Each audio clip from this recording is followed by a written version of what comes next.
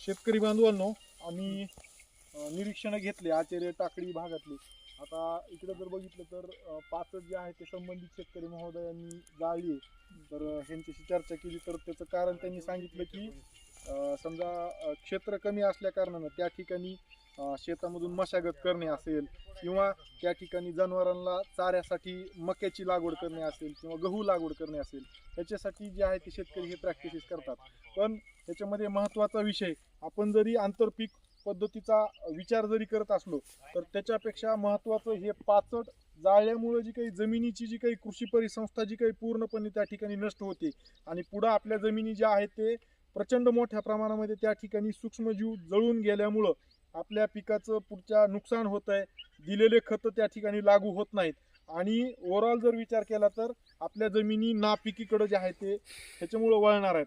सोबतच आपण जी काही हवामान बदल सतत सगळ्या जागतिक लेवलला चालू आहे की ओझोनचा लेअर खराब व्हायला आहे, हवामान बदल व्हायला आहे, त्याच्यामुळं पाऊस पडला तर एकदम अति जास्त पडायला आहे, नाही पडला तर पूर्ण दुष्काळी परिस्थिती निर्माण होईल.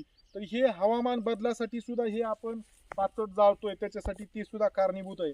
तर ह्या गोष्टी जर होऊ द्यायच्या नसतील तर आपण काळजी घेतली पाहिजे की अशा पद्धतीचं शेती पिकातले अवशेष जे आहे ते जाळले नाही पाहिजे.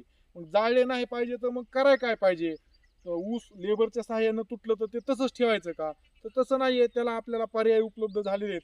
त्या शेतकरी महोदयांच्या शेजारचेच एक शेतकरी गांगर्डे म्हणून आहेत, तर त्यांनी या ठिकाणी ट्रॅक्टर चलित मल्चरचा वापर केलेला आहे आणि ह्या मल्चरचा वापर करून जे आहे ते त्या ठिकाणी जे आहे ते 5 सडी कुट्टी केलेली आहे.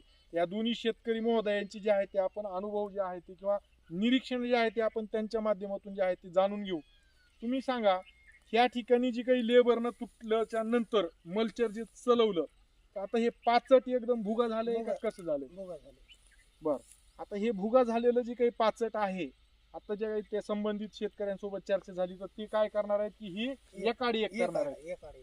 जर एकाडी एक आपण केलं तर तुम्ही जसं म्हणता तसं एखादं आंतरपीक आपण घेऊ शकतो, पाणी देऊ शकतो. आपल्याला ह्याच्यातून बैल चलित काही अवजार चालवायचा असेल तसं तर जारवा तोडणं चुकीचंच आहे.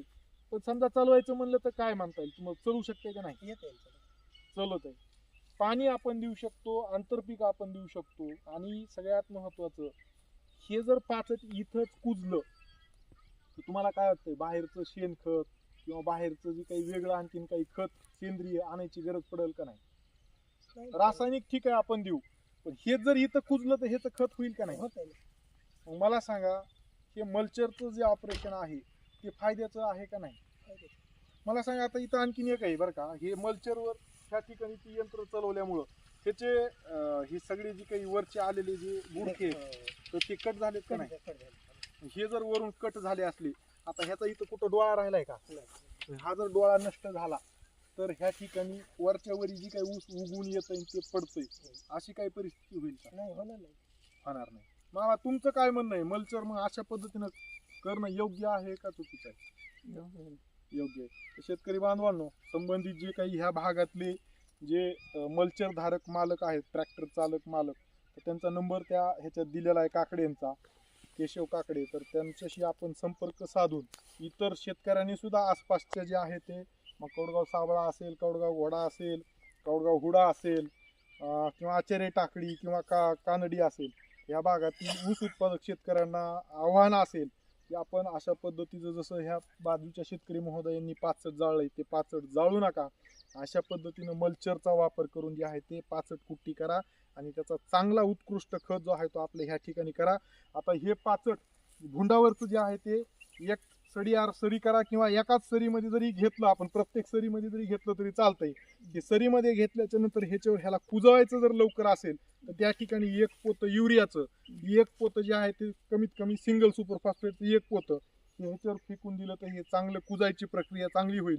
सोबत ह्याच्यावर आपण वेस्ट डिकम्पोजर सुद्धा वापरू शकतो आणि त्या माध्यमातून ह्याचं जे आहे ते कुजवण्याच्या प्रक्रियेला आपण जे आहे ते गती देऊ शकतो. ह्याच्यामुळं सगळे जीवाणू जे आहे ते इथं चांगल्या पद्धतीनं डेव्हलप होतील, वाढतील आणि आपल्या पिकाला पुढं चांगलं जे आहे ते खत उपलब्ध करून देण्यासाठी ते काम सुद्धा करतील.